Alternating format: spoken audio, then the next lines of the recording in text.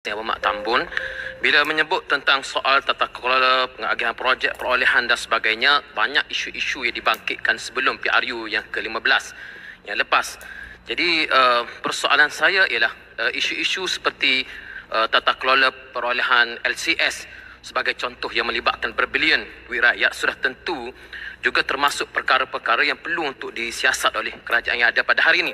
Tak boleh kita bercakap soal pengagihan projek semata-mata tanpa kita bertindak kepada proses sebelum daripada ini. Soalnya, bilakah tindakan-tindakan akan diambil terhadap proses tata kelola yang telah disebut sebelum PRU 16 yang lepas? Kerana kita melihat kerajaan yang ada pada hari ini seolah fokus kepada isu yang melibatkan pembangkang semata-mata.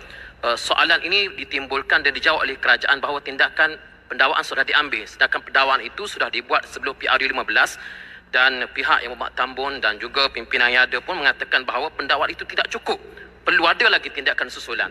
Jadi soalan saya, seriuskah kerajaan untuk mengambil tindakan terhadap proses tata kelola yang dikatakan tidak telus sebelum PRU 15, terutamanya LCS? Terima kasih.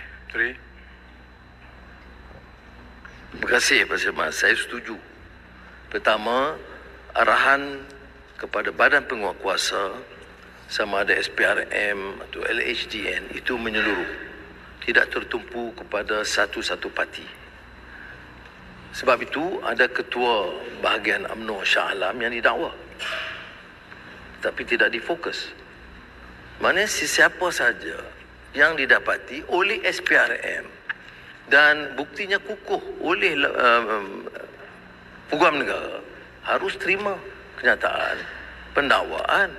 Janganlah bila kita ambil tindakan oleh kerana LCS tu kononnya melibatkan beberapa orang UMNO, itu perlu. Arahan saya ada.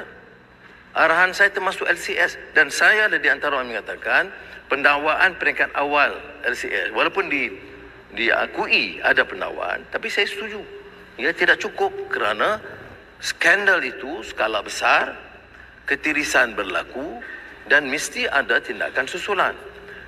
Jawapan yang diberi oleh SPRM, dikata peringkat kedua itu mereka akan teruskan, tapi bukan urusan saya yang Muhammad Pasir Mas untuk mendalami dia, tanya selebih daripada itu. Dan nanti kalau saya buat begitu, ada lagi tuduhan pendakwaan terpilih.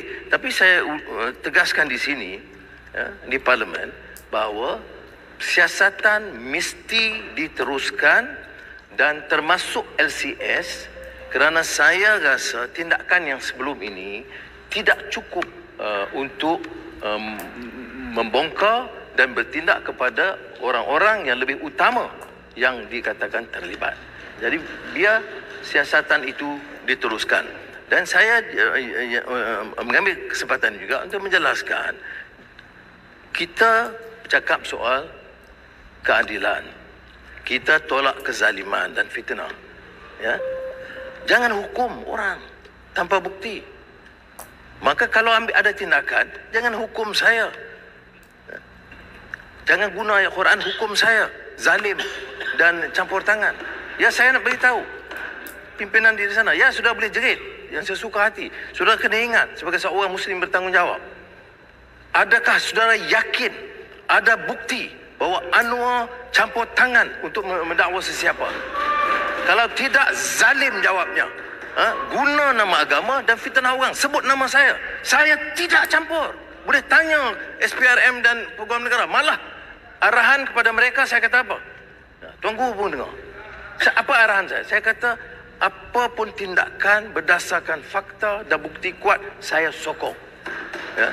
Tetapi jangan enayai, jangan ada satu alasan yang longgar yang boleh dicabar dan dipertikai. Dan saya tidak mahu. Saya beritahu begitu. Soal nak kecam dari segi politik, boleh kecam. Tetapi ingat, jangan kita guna kedudukan untuk, pertama, salah. Perdana Menteri jangan guna kedudukan untuk mengenayai. Kalau bukti ada, naya macam mana? Saya tidak peduli. Ada orang kata, oh, Timbalan Perdana Menteri. Timbalan Perdana Menteri ada. Kes masih di mahkamah. Saya tidak campur. Boleh tanya Ketua Hakim Negara. Boleh tanya Peguam Negara. Bila saya campur minta dikurangkan atau ditarik balik pertuduhan. Soal tomahan, kita jangan mudah untuk menghukum. Ya. Saya bukan kelas politician yang murah begitu rupa. Ini saya nak tegaskan di sini. Terima kasih.